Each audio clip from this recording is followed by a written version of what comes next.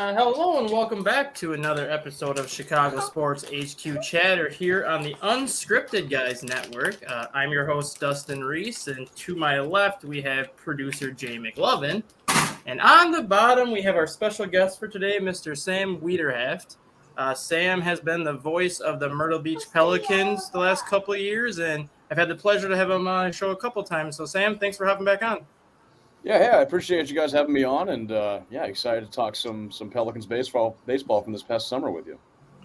Before we get into this summer, I kind of want to touch base with you kind of on last season, because 2022 was shaping up to be a special season for the Pelicans, especially after the first half when they pretty much set almost every record possible that you can think of in the Carolina League for like the most wins during the first half that they'd ever had. I think they were, one win away from the all-time record for the most wins in the first half. And then It was an incredible first half. I don't know what the all-time record is because the Carolina League is a very, very old league. But, we set a franchise record for most wins in the first half with it was 40, 42, 43, somewhere up there. Just a loaded team, a lot of talent on that team. Pete Crow Armstrong was with us for a month, and now he's up in the major leagues. Luke Little, who just made the Cubs, he was a part of our starting pitching staff up until late July that season. Just a loaded team that was really fun to watch throughout the season in 2022. And then knowing that a lot of those players are going to move on ahead of the 2023 season this year, kind of what were your expectations with the Pelicans coming into the year this year? I thought they actually did a lot better than I expected them to do, especially in the first half, just because you had so much of that core that contributed last year that was either in South Bend, that even moved up to Tennessee, and I think even some of them got to AAA Iowa towards the end of the year. But I was actually pleasantly surprised on what they showed us throughout the year this year.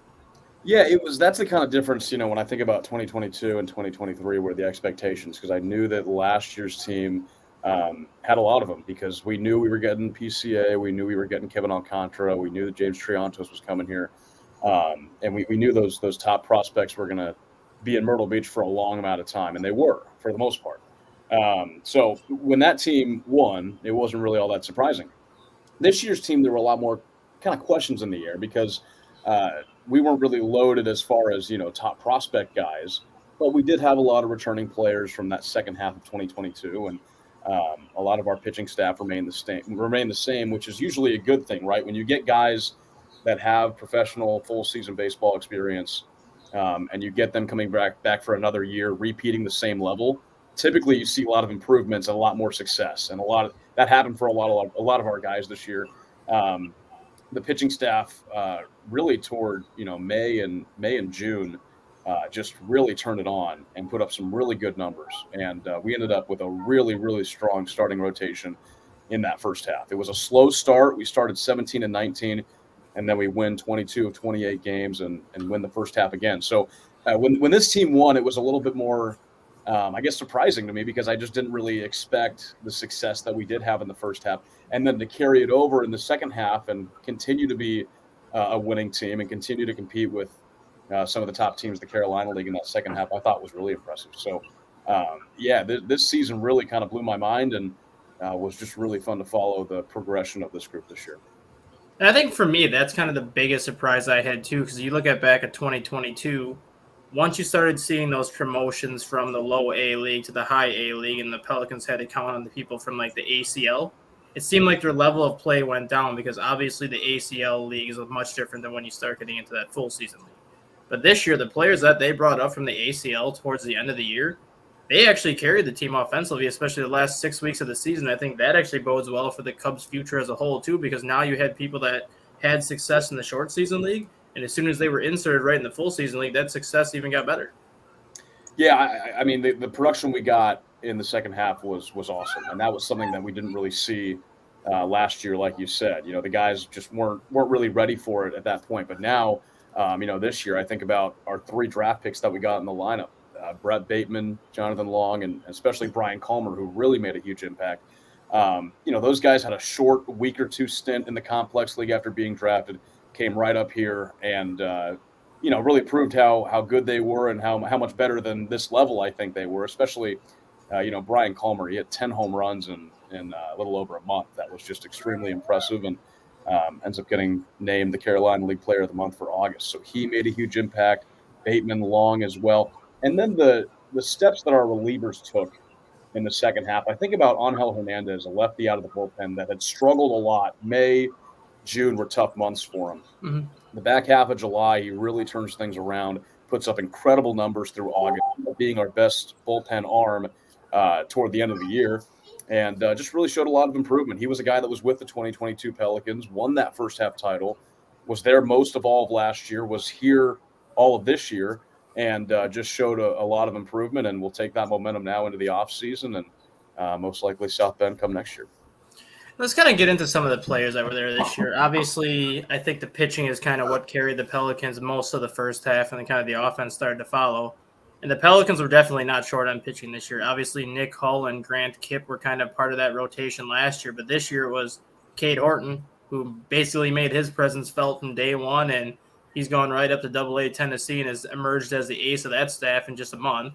You also had Drew Gray, Jackson Ferris, Marino Santi, and even Brody McCullough, who I think was the biggest surprise in the Pelicans rotation all season just for what he did before he got to South Bend.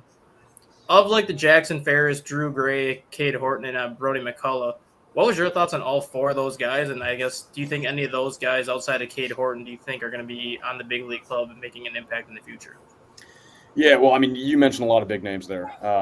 It was a really, really fun pitching staff to follow. I mean, you also got Michael Arias, too, who had a great season on the mound. But just a lot of big names. Jackson was awesome to watch progress throughout the year. The second round pick from 22, and he was only 19 years old, throwing the way that he was. What really stuck out to me was his very first start. The team was in Columbia.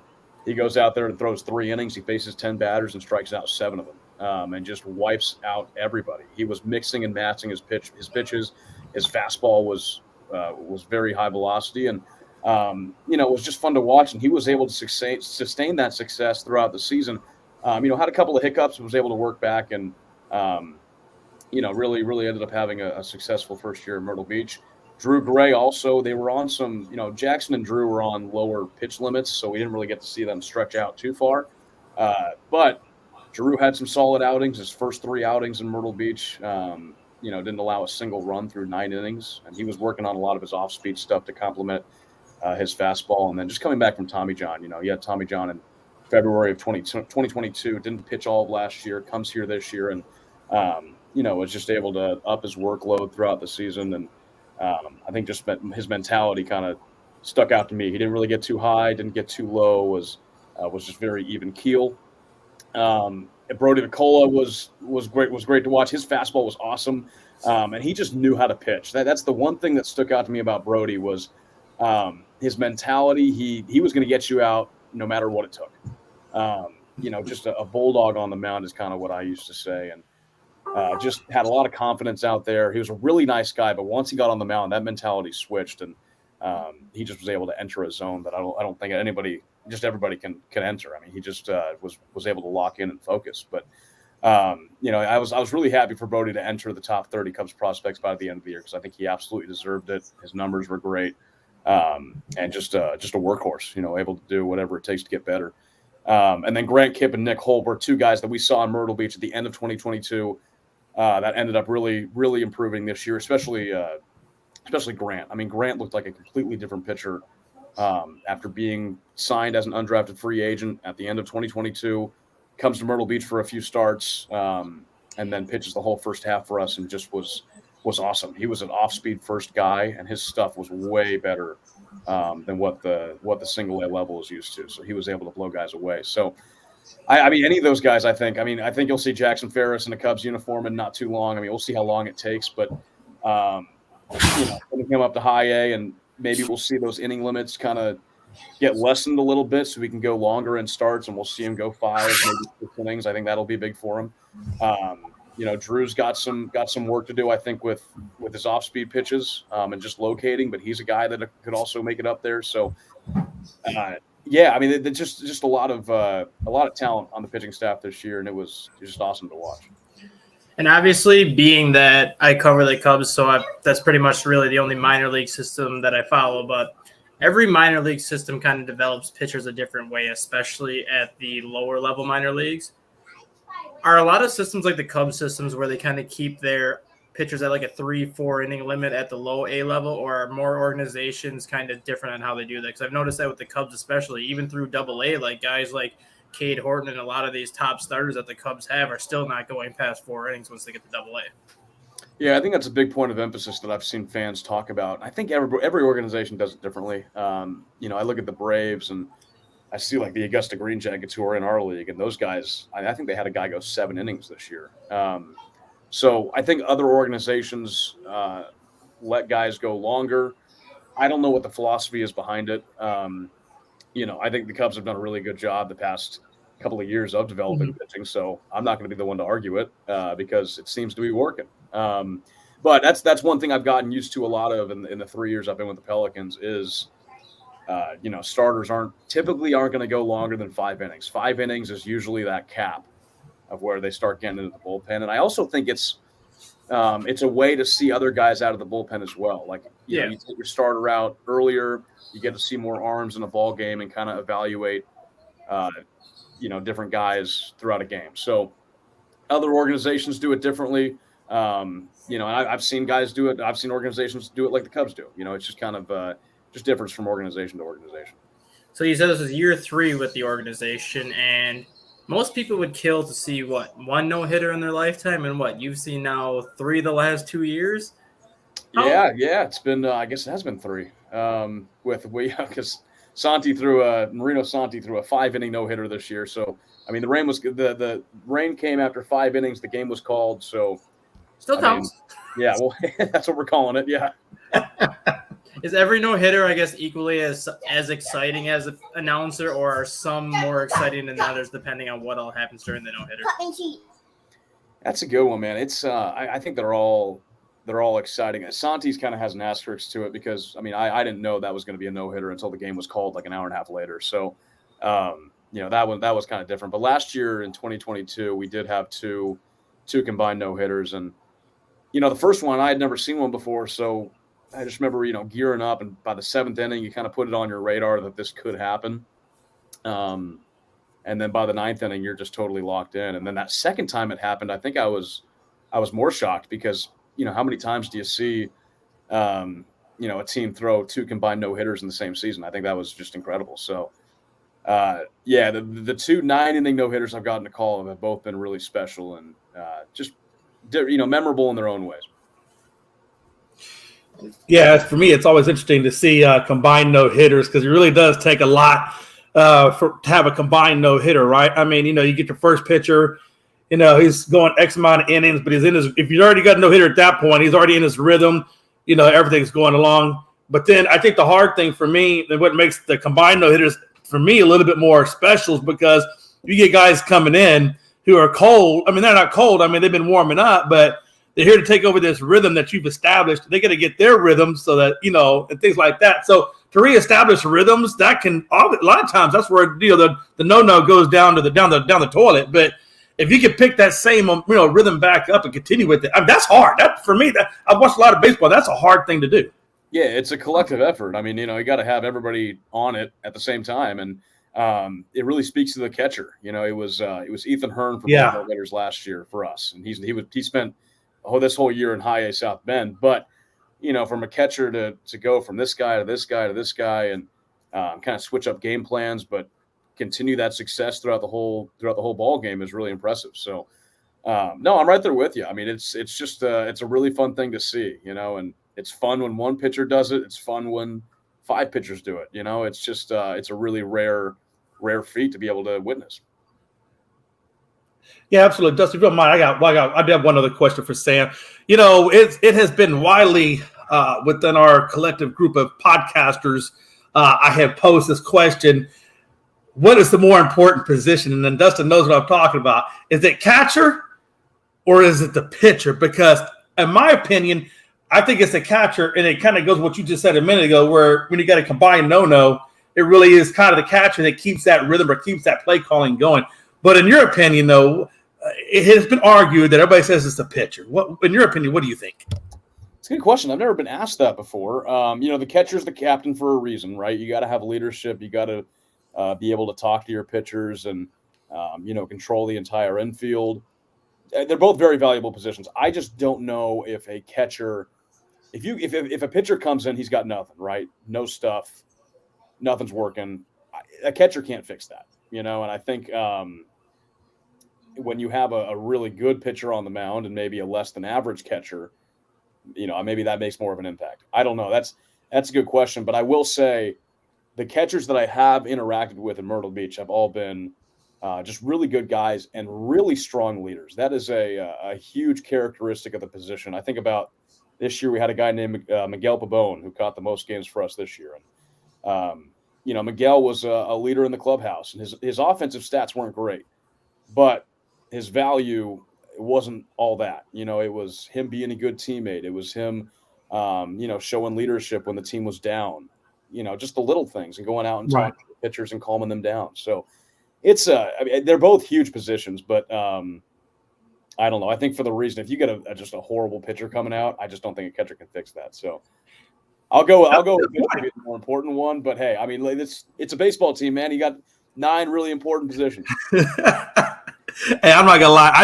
I do kind of think the catcher can do something. I think the catcher goes out to the mound when he realizes the pitcher has nothing. I think he kind of motions to the pitcher coach. The pitcher coach comes out there and says, "Listen, coach, this guy's got nothing. I can't do nothing with him. Why don't you go on ahead, signal over there to Dusty or whoever the actual skipper is of the team. Tell him get old boy up there in the bullpen, start throwing now. I'm gonna fake a heart attack and that's gonna give you enough time to get the real dude out here and bring another catcher. That's what I think we do." Hey, see, that would, if they had me out there, if they had me throwing, that's what would happen. And speaking of catchers, Sam, I know the Cubs have quite a few catchers in their top 30 prospect lists, and one of them I think has now turned more into a DH as opposed to catcher, and that's Moises Ballesteros, who put on a show this year at Myrtle Beach. He got called up late last season and kind of showed his potential last season, and all he's done since going to High A South Bend was continue to smoke the baseball and continue to play very well at such a young age. What are your thoughts on Ballesteros and kind of what his future is with the Cubs? Because I see him more as a DH as opposed to a catcher as he kind of goes through the system. Yeah, I think that's kind of the common consensus with Moises. And, with him, like, he hadn't played a lot of first base, but we had to stick him over there just to get him some at-bats, because he was so good at the plate and so much more mature at the plate than what his age should say at 19 years old. But he put together just some really good at-bats. He was a very patient hitter. And I think it was a slow start for him in South Bend, but he was able to pick it up and end up the year in Double-A Tennessee, which is incredible for a 19-year-old catcher. But, yeah, I think the future is more that, possibly DH or corner infield spot. The defense was there. I mean, his arm was good, and he was working on certain things, but the bat's going to take him a lot farther than the defense will. And you don't want to hold him back. So I think finding him at bats at first base or DH, I think is what's going to be the future. But just a really patient hitter that defended well with 2 strikes, drew a lot of walks, and just was able to work at bats really well for a really young kid. So he was really fun to watch. And I was excited when I saw his numbers in High A and when he got that call up to Double-A that he absolutely deserved it. And another young 18, 19-year-old that I know you were excited to see because we talked about him last year, and I'm pretty sure every Cubs fan out there was excited to see, was Christian Hernandez finally getting to that full season league after basically tearing it up in the DSL his rookie year and then following up with a strong showing in the ACL last year. You could tell at times he was a young 18, 19-year-old because he was very overmatched, especially early in the season, those first 5-6 weeks. But the second half of the season, not only did he hold his own, but he became one of the most consistent hitters on that team. And he's really starting to look like that top 5 prospect that a lot of people thought he was when the Cubs took him in that international free agent pool. Yeah, Christian, he went through his ups and downs this year, that's for sure. He I think struck out more than he wanted to. And I think he wanted to see a little bit more power from him as the year went on. But defensively, I mean, it was up the middle. I mean, you had Jefferson Rojas at short, 18 years old. You had Christian Hernandez at second base, 19 years old. And those guys were able to just make some incredible plays. And, you could tell that there's a lot of potential with Hernandez just by the way his glove worked, and some of the plays you saw him make over at second base. Now, we'll see if that bat can hold up. I'm not sure where he's going to start out the year next year. He might come back to Myrtle Beach. I'm not sure. But, we'll see if he can make some strides there in the offseason and get a little bit more selective. But, yeah, he was definitely had a lot of potential. You saw the speed from him. He led the team in stolen bases with 27. Was able to work some decent at-bats as the year went on. So, we'll see what a full offseason has in store and how he comes out next year. Logan's asking you if you're looking for another member in the broadcast booth next season. Hey, yeah, we'll see. I should hold open tryouts. I should definitely do that. I think Logan is still on his internship, so you might be able to really hook him with some good experience out there. Hey, most of the games I do solo, so talking to yourself for 3 hours gets a little old sometimes. And apparently, Logan knows somebody that went to school with you, because when I brought you up on one of our shows yesterday, he knew exactly who you were. I wish I could remember the guy's name that he brought up now, but I guess Logan knows somebody that knows you quite well. So interesting. All right. Wow, I didn't know I had any friends, but I guess I do. But 2 more hitters that I want to talk about here before we kind of let you go. And one of them, I'm going to be the minority on this just because everyone's talking about Owen Casey and PCA as the Cubs minor league hitter of the year this year, which rightfully so they deserve it. But I think Felix Stevens needs a little bit more love than what he's gotten because all he did this year was lead the Cubs organization in home runs between Myrtle Beach and South Bend. Hasn't been talked about really at all. I compared him a lot to Jorge Soler based on his body build, based on the size and kind of that raw ability that he has. But I was very impressed with what I saw to Felix Stevens this year. Yeah, he was a player that I was not sure what to expect coming into this year because he played the whole year in Myrtle Beach in 2022 and was a big player of that team, our everyday first baseman, but just didn't put up the offensive numbers you wanted to see and, struck out way too much. And, we did see some power from him, but I don't think enough to compensate for the strikeouts. And then he comes to Myrtle this year and just lights it up. I mean, just a completely transformed hitter that hit just under 300, did not strike out nearly as much, was working a lot better at bats, looked a lot more patient, and his swing was generating a lot more pop. I mean, he hit 13 home runs in the first half, and last year he hit, I think, 10 the whole year. Mm-hmm. So was just completely transformed and, put a lot of work in. I talked with our hitting coach, Roberto Vaz, and just a lot of work in the offseason. He spent the whole offseason at the complex in Arizona and was gearing up for this year, and it showed. He was awesome at the plate, and then defensively had some great catches in left field, was again playing more first base. And, yeah, I think it was an all-around a great season for Felix, and, I was happy to see that production from him after, a little bit of a down year last year, but he definitely put himself on the map this season. And then initial thoughts of Brian Colmer, obviously 2023, I think mid-round, I think it was like a 10th or an 11th round pick this year. Obviously, when you're a 2023 draft pick, it's very rare that you get to high A or low A before the season is over. And if you do get to low A, you typically don't play that much. But not only did Brian Colmer play that much, but the month of August that he put together for Myrtle Beach was incredible is not even the word that you can use for it. It just seemed like every game that he was playing, he was hitting a home run, driving in 3-4 runs, getting on base 3-4 times. He did not look like a rookie out there in Myrtle Beach this year, I can tell you that much. Yeah, with the college draft picks, it's always kind of a mixed bag. You don't really know what you're getting because the college game is so much different than the professional game, even if it is just single A.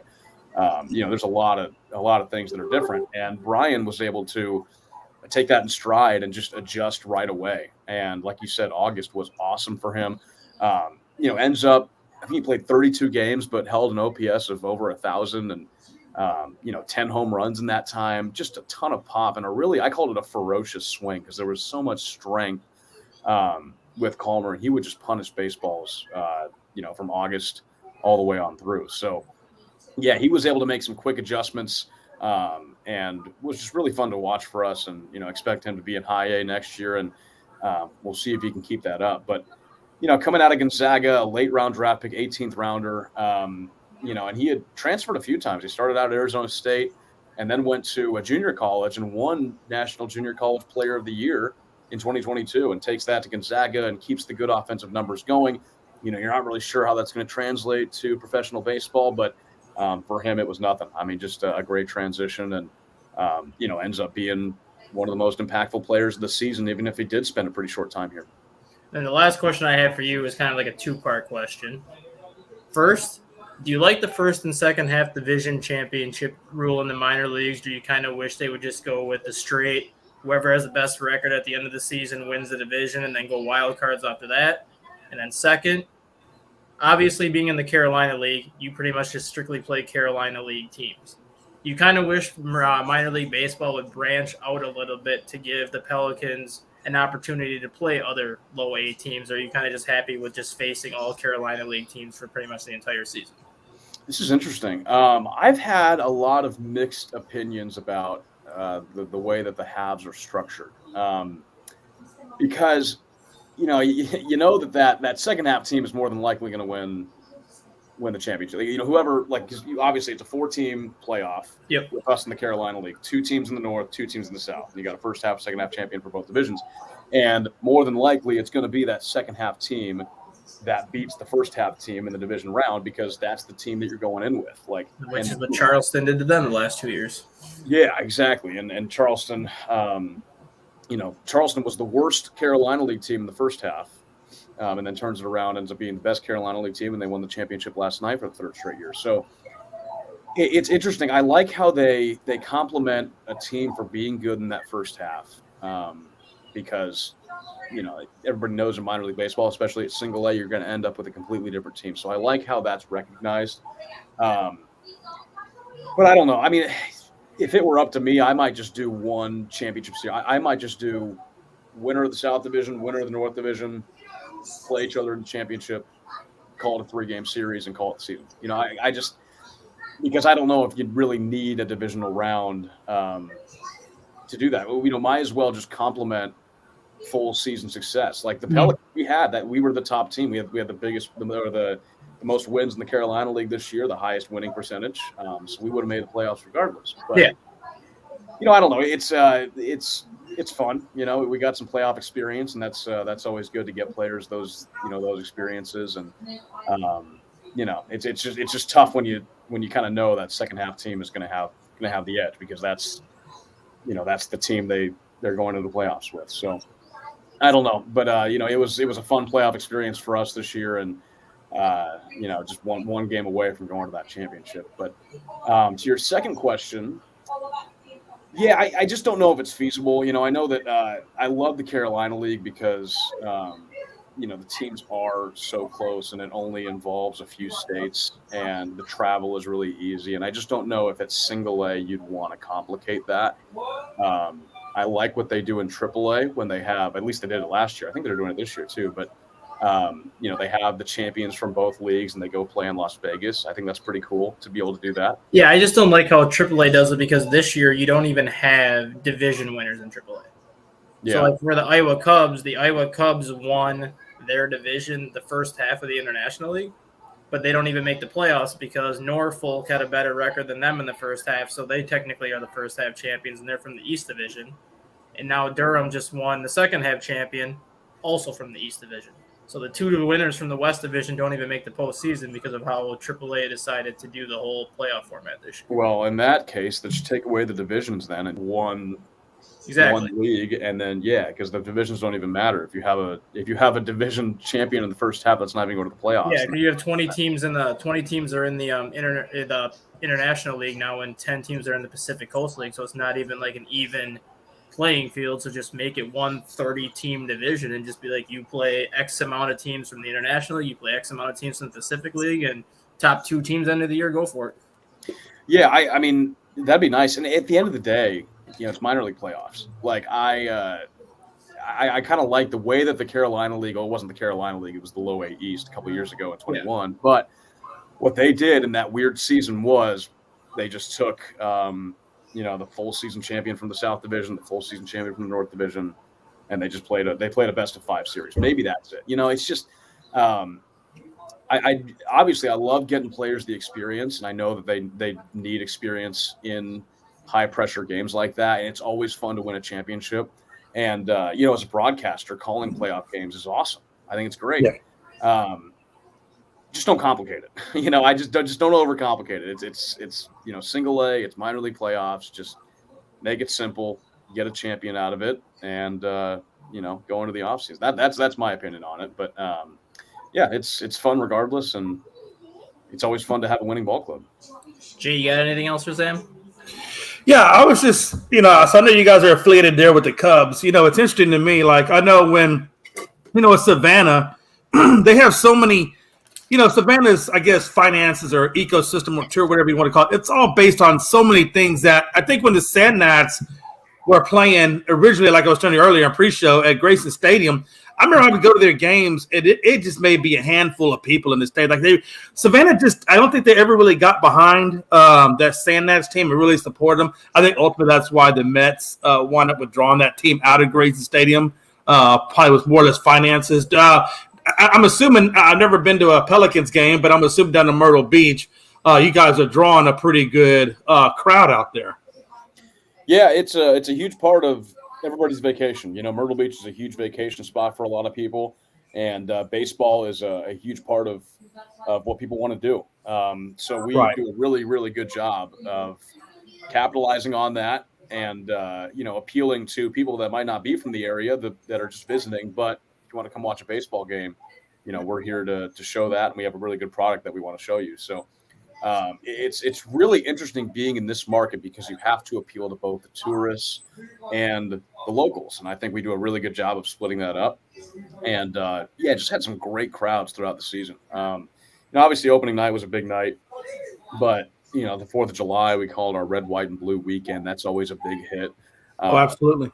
Yeah. Toward the holidays, we get a lot of people in the stadium, and then, just a random Tuesday or Wednesday in June or July, this stadium is pretty much packed. So, it's a big part of what people want to do when they come to Myrtle Beach, and it's cool to watch the summer go on and the people come into the ballpark and maybe a day at the beach, or they spent the day at the water park, or did whatever around Myrtle Beach, and they end their night with Pelicans baseball. It's always just a really cool thing. I think having it right by Barefoot Landing too, where you pretty much like cross the street and that stadium is right there, also helps because you have all those people that can do like the shopping and things during the day, and then it's like, oh, let's take in a baseball game after supper, eat there, walk across the street, and the stadium's right there. Yeah, so Barefoot's up north, but Broadway at the beach. Yeah, Broadway at the beach. That's what you're talking about. That's right across the street. Exactly right. Yeah, because there's so many things to do at Broadway. It's a family place, so people go and do things there during the day, and then come right across the street at night. It's a great location, and then you're about a mile away from the coastline. So that's crazy. I saw Dustin, a buddy of mine. His mom lives out there in the Ashcroft area, and I know they have an affiliate team out there, a minor league team out there. Am I correct? I believe in Ashcroft. I believe. I don't know.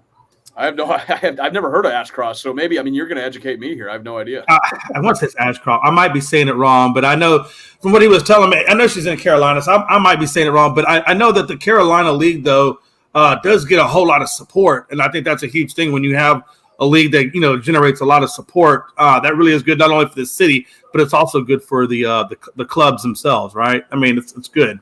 Yeah, people love baseball down here. And Charleston led all of Single A in attendance, and we were third. And Augusta's always up there. Columbia has a really nice stadium. They get good crowds. And Kannapolis, I think, has the nicest one in terms of Carolina League, just because it's the newest, isn't it? It's one of the newer ones. I haven't been to Kannapolis yet. But yeah, there's some really nice stadiums in the Carolina League, and the teams care. Like, everybody cares about putting on a good product and getting fans in the ballpark. And I think it's a great league to be a part of, and just kind of see develop as time goes on. Well, of course, I had. It's good talking with you. I'm learning more about the minor leagues through Dustin. He's been kind of educating me more in the minor league. We don't really. I think we got, obviously we have Sugar Land, which is not too far. I think it's a couple hours from where I live. That's where the Houston minor league team. I think that's where their AAA team is. And then they got Round Rock. I mean, Texas has a few, minor league stadiums, but where I live, it's a good hike if you want to go watch a minor league game. So I'm really learning a lot through what Dustin's been telling me. It's been good talking with you and hearing your insights as well. Absolutely, guys. No, thanks for bringing me on. I love minor league baseball. It's a really fun thing to be a part of, and doing it in Myrtle Beach is incredible. So I love talking about it. All right, thanks, Sam. Thanks for joining us, and I will definitely be having you back on sometime in the near future. Maybe get some Coastal Carolina talking, since I know you do some work for them yet too. Yeah, I can do that. Absolutely, guys. Thanks for bringing me on. All right, take care. See ya. All right. Rusty, you want to wrap this show up and let's get out of here. CJ, minor league baseball can be fun. Hey, I have no doubt, honestly, that minor league baseball can be fun. I mean, baseball, period, for me is fun. And I enjoyed – that's one of the things I enjoyed when I lived in Savannah. Like I was saying, when they had the Sand Gnats there, I enjoyed going to a game, not only because it was only 2 blocks from my house, and I could literally walk to go see a baseball game, which is almost unheard of, being able to walk, 5 or 10 minutes to go see a baseball game. It's just incredible. And then number 2, it was super inexpensive, right? Not only was a ticket inexpensive, but I didn't have to pay for parking, and I got all the concessions, right? The hot dogs, all that stuff was not overpriced. And that's what I enjoy about minor league baseball, at least from what I've experienced from it, is you get to enjoy the game at a pure level, and you don't have to break your bank doing it, right? And so it makes it great for not only yourself, but it makes it great for family and friends, right? So I really enjoy going. Yeah, like he was saying too, like that Broadway at the beach or whatever. All it is like a big boardwalk that you walk around, and it's got like restaurants and shops and a bunch of things for kids to do. You literally park in the parking lot for the stores and everything, so it's a free parking lot because it's like an outdoor mall. And then you literally walk a quarter mile down the road to the baseball stadium. You don't even have to pay for parking at that point, because you can leave your car at the shopping center, walk across the road to the stadium, catch the game, then walk back and take your car. I'm telling you, I don't know if it gets any better than that. And I think if you're lucky enough, especially for tourism, right? You probably get your room at a hotel locally close by, so they're going to benefit from it. Uber, if you're going to go see a game, so you don't pay for parking. You take an Uber, so Uber will benefit. If you do take a car, the rental car will benefit from it, or your car will benefit. Parking. The city really does benefit a lot off of having a baseball game there or a baseball team, right? I mean, there's a lot of money that does come in from it. So I certainly see the value for cities to have minor league teams. If you can't get a major league team, then, go for the offshoot of minor league. You're still going to get some much needed income coming into your city. Yeah, and I always say the Carolina League especially, I think it's the closest league as in terms of like how spring training works. Right. Like every stadium is within 3 hours of each other. So yeah, like some stadiums might be 2.5, 3 hours away, but then you'll have certain instances where you have like 3 stadiums within 30 minutes of each other. So it's a very easy league where you can literally do a big loop and catch 10 to 12 of the 20 teams in the Carolina League because everything's so close.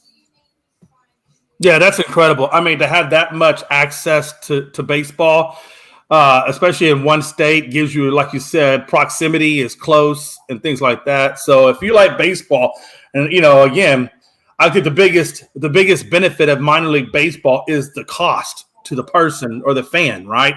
From concessions to parking to tickets to all that. And also, I think you probably have more accessibility to the players themselves. I know, like I said, when the Sand Gnats played in Savannah, they would hang out, and we would you could get autographs, you could talk. It was so much, interaction. So it really does give you access, to players, before they get to the big leagues, and it's next to impossible, to meet them without really breaking your wallet open, right? Mm-hmm. That's what I think the benefit of minor league is. You get them when they're young, and you can, you can just get more accessibility to being able to talk to them than you would if they got, let's say, to the major league level. Yeah, that's all the time we got on our show today. Make sure you catch Jay and I on a bunch of our unscripted shows that we're going to be putting out throughout the week. We have our college previews coming up. We got our NFL Week 3 previews coming up. Plenty of stuff coming out of the hopper, Jay. All right. That's it, folks. Y'all have a good night.